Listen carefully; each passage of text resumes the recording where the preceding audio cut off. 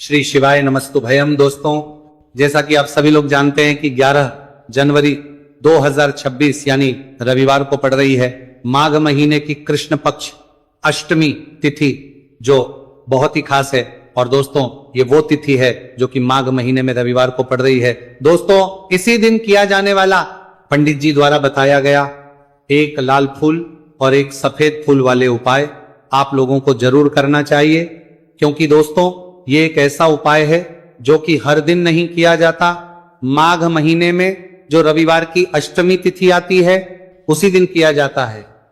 अगर आप लोगों ने इस उपाय को नहीं किया है या किसी कारणवश नहीं कर पाए हो तो इस माघ रविवार अष्टमी तिथि के दिन इस उपाय से मत चूकना। दोस्तों, देखिए ये दिन इतना खास होता है, इतना महत्वपूर्ण होता है।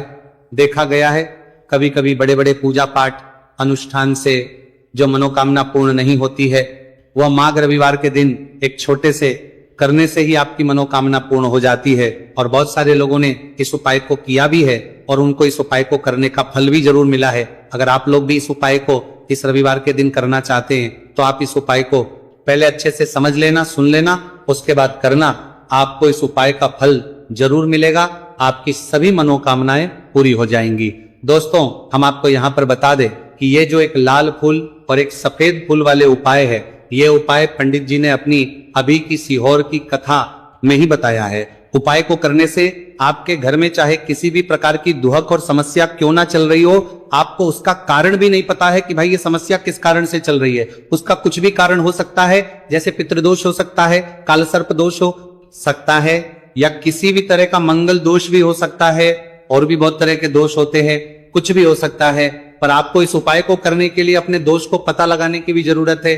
आपके घर में किस कारण से इतनी दुख और परेशानी आ रही है वो भी आपको पता लगाने की जरूरत नहीं है। बस रविवार को अष्टमी तिथि के दिन इस उपाय को कर लेना है, क्योंकि इसी एकमात्र उपाय को करने से आपके पूरे घर परिवार में सुख और शांति हो जाएगी। आपके घर में अच्छे अच्छे काम होने लगेंगे। आपकी जो भी मनोकामना होगी वो भी धीरे धीरे करके पूर्ण होना शुरू हो जाएगी। अब हम समझते हैं इस एक लाल फूल और एक सफेद फूल वाले उपाय को आपको करना कैसे है, किसको करना है, किस करना है और कैसे करना है। देखो, उपाय बिल्कुल आसान है, बस समझने वाली बात है। ध्यान से समझिए, उसके बाद ही आप लोग जो है इस उपाय को जरूर कीजिएगा। सबसे पहली चीज हम लोग ये समझते हैं कि इस एक लाल फूल और एक सफेद फूल वाले उपाय को इस आने वाली रविवार अष्टमी तिथि के दिन किसको करना है। तो देखिए, इस उपाय को घर के सभी सदस्यों को करने की बिल्कुल भी जरूरत नहीं है। घर में से कोई एक मुख्य बड़ा सदस्य इस उपाय को करेगा तो उस घर परिवार के सभी सदस्यों को इस उपाय को करने का फल मिल जाएगा। पर वो बड़ा सदस्य कौन होगा, कौन व्यक्ति इस उपाय को करेगा, तो यहां पर देखिए हम आपको बता दें, घर की जो बड़ी माताएं बहनें होंगी, घर की बड़ी माताओं बहनों में से कोई भी एक माता बहन इस वाले उपाय को कर सकती है। अपने पूरे घर परिवार के लिए घर में सभी सदस्यों को इस उपाय को करने की जरूरत नहीं है। मात्र घर की जो माताएं बहनें हैं उनमें से कोई भी एक माता बहन इस वाले उपाय को करेगी तो उसके घर परिवार के पूरे सदस्यों को इस उपाय का फल मिलेगा। अगर किसी कारणवश माताएं बहनें घर में उपस्थित ना हो या वो इस उपाय को ना कर रही हो, कुछ दिक्कत हो, तो भाई उस जगह पर फिर घर का कोई बड़ा व्यक्ति भी इस उपाय को कर सकता है। माताओं बहनों के कहने का मतलब यह था कि माताएं बहनें घर की लक्ष्मी होती है। जब घर की लक्ष्मी कोई उपाय करती है तो निश्चित ही भगवान शिव जी जल्दी प्रसन्न होते हैं और उपाय का फल में बहुत जल्दी और बहुत बड़ा करके भी यहां पर देते हैं। तो आप लोग ये बात समझ गए होंगे। अब हम ये बात समझते हैं कि इस वाले उपाय को हमें करना किस समय है। एक लाल फूल और एक सफेद फूल वाले उपाय को हमें अष्टमी तिथि के दिन करना किस समय है। तो देखिए, इस उपाय को करने का जो समय है, सुबह का समय भी है और शाम का समय भी है। अब देखिए, यहां पर हम मुख्य रूप से सुबह का समय नहीं बोलेंगे, क्योंकि देखिए ये जो अष्टमी तिथि है, और आप सभी लोग जानते हैं रविवार अष्टमी तिथि के दिन का प्रदोष काल का मतलब शाम का जो समय होता है ना, इस दिन भगवान शिव जी का सबसे प्रिय दिन होता है। तो आप लोग इसे एक लाल फूल एक सफेद फूल वाले उपाय को सुबह के समय भी कर सकते हो और शाम के समय प्रदोष काल में भी कर सकते हो। सुबह के समय अगर कर रहे हो तो 10 या फिर 11 बजे तक भी अगर उपाय करोगे तो भी आपको उपाय का फल मिलेगा। वही अगर शाम के समय कर रहे हो तो इस दिन जरूर शाम के समय का ध्यान रखना। कि शाम के 6 बजे से लेकर 7 बजे के बीच में अगर आप इस उपाय को कर सकते हो तो बिल्कुल कर लेना, पूरी कोशिश करना। पर अगर किसी कारणवश इस समय के बीच में ना कर पाओ तो रात 8 बजे तक भी अगर आप उपाय को करोगे तो आपको उपाय का फल जरूर मिलेगा।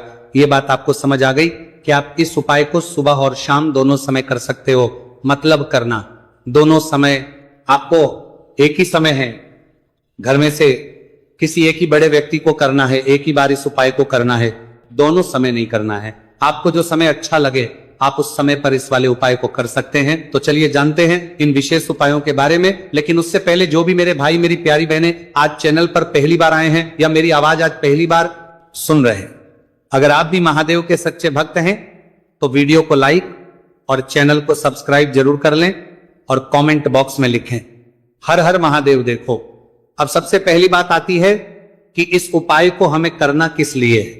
जैसा कि हमने अभी आपसे बोला कि इस उपाय को करने के बाद आपके जीवन में बहुत सारी खुशियां आएंगी, आपकी मनोकामनाएं पूर्ण होंगी, आपकी धन की समस्या दूर होगी, आपकी पैसों की समस्या दूर होगी। अब देखिए, अगर आप लोग सोच रहे हो कि भाई हमें अपना घर बनाना है पर घर बनाने के लिए पैसा नहीं है, हमें गाड़ी लेना है पर गाड़ी लेने के लिए पैसा नहीं है, हमें जमीन लेना है पर जमीन के लिए पैसों की कमी पड़ रही है, अगर ऐसी ही दिक्कत परेशानी या किसी भी तरह की धन से जुड़ी हुई समस्या या पैसों से जुड़ी हुई समस्या अगर आपके जीवन में चल रही है तो ये उपाय निश्चित ही आपके जीवन में बहुत सारे फल लाकर दे सकता है। इसीलिए अगर आपके घर में बहुत ज्यादा दिक्कत समस्या परेशानी चल रही है, धन से जुड़ी हुई पैसों से जुड़ी हुई धन की बहुत ज्यादा कमी आ रही है, पैसों की आवक नहीं हो रही है, तो भाई आप लोगों को इस वाले उपाय को जरूर करना चाहिए। घर में से किसी एक भी बापे व्यक्ति को अब इस उपाय में करना क्या है वो सबसे पहले हम लोग जान लेते हैं। उपाय की सामग्री हम लोग सबसे पहले जानते हैं कि इस उपाय में किस किस चीज की आवश्यकता पड़ेगी। तो देखिए, उपाय का नाम तो एक लाल फूल और एक सफेद फूल वाला उपाय है, पर इस उपाय में कुल मिलाकर 4 सामग्री हमें लगने वाली, जो कि पंडित जी ने खुद सीहोर वाली कथा में बताया है। और जो हम आपको उपाय बताते हैं वो पंडित जी द्वारा बताए गए होते हैं, अलग से हम कुछ भी नहीं बताते। तो यहां पर हम लोग समझते हैं कि इस उपाय की सामग्री क्या है। तो देखो, उपाय की जो सामग्री है वो 4 सामग्री है, जिसमें से सबसे पहली सामग्री है एक बेलपत्र। देखो, बेलपत्र क्या होती है? बेलपत्र जो शिव की शिवलिंग पर चढ़ती है।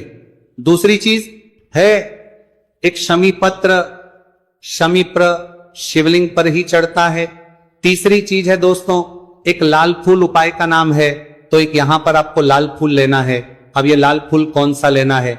देखो, शिवलिंग के ऊपर जो लाल फूल चढ़ता हो उनमें से कोई भी एक लाल फूल पसंद कर लेना और वो कहीं से तोड़कर या कहीं से खरीद कर लेकर आना और उस लाल फूल को उपाय में प्रयोग कर लेना। उसके बाद में एक सफेद फूल का विशेष रूप से ध्यान रखना, जो सफेद फूल शिवलिंग पर चढ़ता हो सिर्फ वही सफेद फूल लेकर आना, इसके अलावा कुछ मत लेकर आना, लेकिन केतकी का मत लेना। तो एक एक मात्रा में ही आपको ये चारों सामग्री चाहिए, एक बेलपत्र, एक शमी पत्र, एक लाल फूल और एक सफेद फूल। ये चारों सामग्री आप लोग तैयार करके रख लें।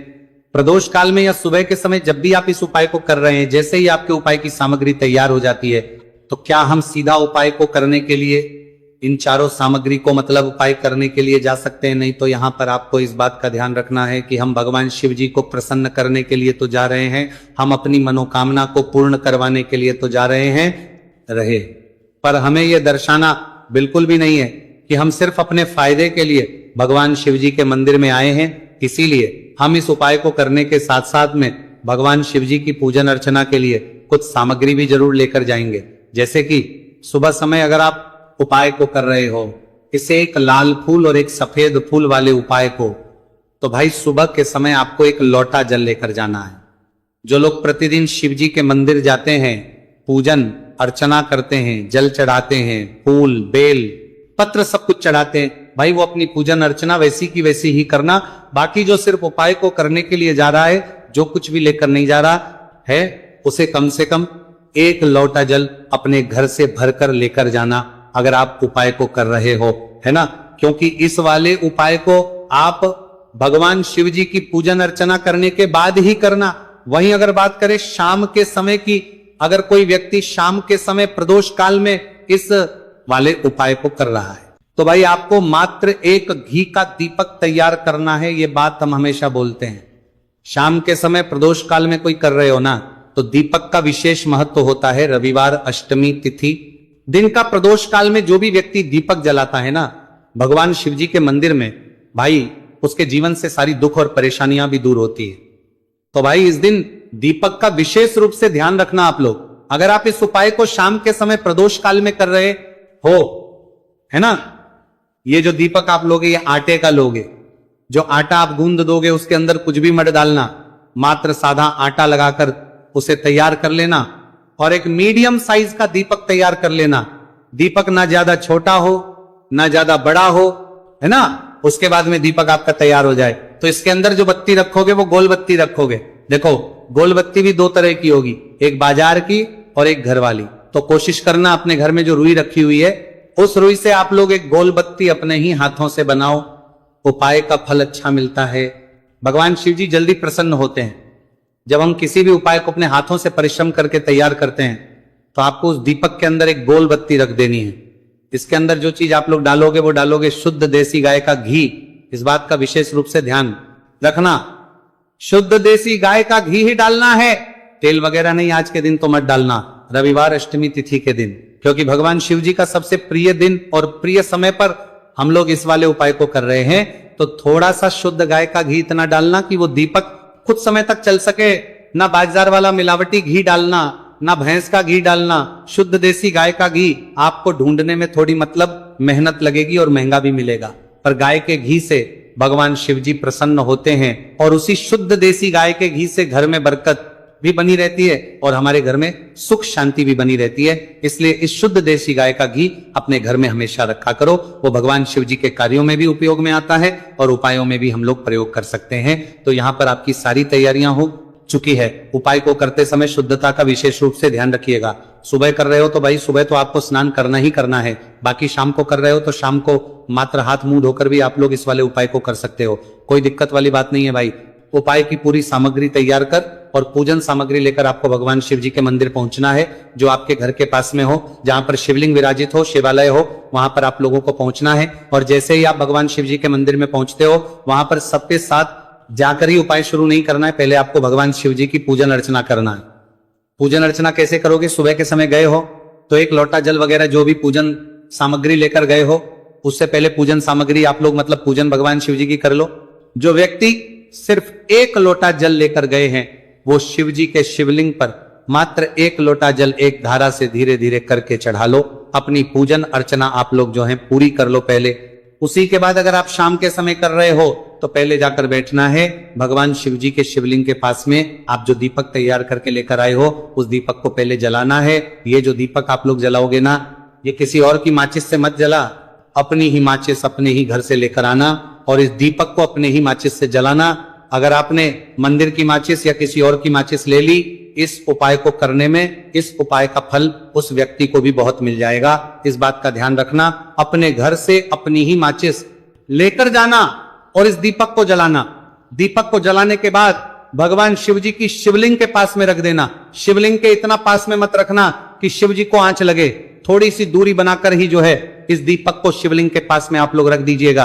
अब जैसे ही आपकी पूजन अर्चना हो जाती है, भगवान शिव जी के शिवलिंग के सामने या आसपास कहीं पर भी बैठ जाइए उपाय को करने के लिए। और उपाय को करने से पहले आप लोग अपनी वो चारों पूजन सामग्री निकाल लीजिए। उपाय की जो सामग्री है वो निकाल लीजिए और भगवान शिव जी के शिवलिंग के ऊपर एक माता अशोक सुंदरी जी का स्थान देख लीजिए। माता सुंदर जी का जो स्थान होता है वो जलाधारी के ऊपर होता है। जलाधारी के बिल्कुल बीचों बीच में होता है। आप लोगों ने देखा भी होगा शिवलिंग की जलाधारी होती है। जलाधारी के बिल्कुल बीचों बीच का जो स्थान होगा वो माता अशोक सुंदर जी का स्थान होगा, क्योंकि यहीं पर हमें ये जो है उपाय को करना है। सबसे पहली चीज अब हम उपाय को करना शुरू करते हैं। आप सबसे पहले अपनी एक बेलपत्र उठा लो। एक बेलपत्र को आपको माता अशोक सुंदरी जी वाले स्थान पर सबसे पहले समर्पित करना है। बेलपत्र की डंडी का मुख होगा जलाधारी की तरफ जहां से जल बहता है और नीचे गिरता है, और बीच वाली बड़ी पत्ती का मुख मतलब शिवलिंग की तरफ होगा। इस तरीके से आपको इस बेलपत्र को माता अशोक सुंदरी जी वाले स्थान पर समर्पित कर देना है। उसके बाद में अपनी एक शमी पत्र उठा लो जो आप उपाय के लिए लेकर आए हुए हो। शमी पत्र को उठाकर शमी पत्र की भी जो डंडी का भाग होगा वो जल की तरफ करके, जहां से जल बहता है नीचे गिरता है उस तरफ करके, और पत्ती वाला भाग शिवलिंग की तरफ करके इस शमी पत्र को भी उस बेल पत्र के ऊपर आपको समर्पित कर देना है। समर्पित करने के बाद अब आप ले लो अपना एक लाल फूल जो आप उपाय को करने के लिए लेकर आए हुए हो। इस लाल फूल का जो खिला हुआ भाग होगा, चाहे वो गुलाब का फूल हो, चाहे कोई सा फूल जो शिवलिंग पर चढ़ता हो, भाई उस फूल का जो खिला हुआ भाग होगा वो शिवलिंग की तरफ होगा। बाकी जो पीछे का भाग होगा फूल का, वो जलाधारी की तरफ, जहां से जल बहता है नीचे गिरता है उस तरफ होगा।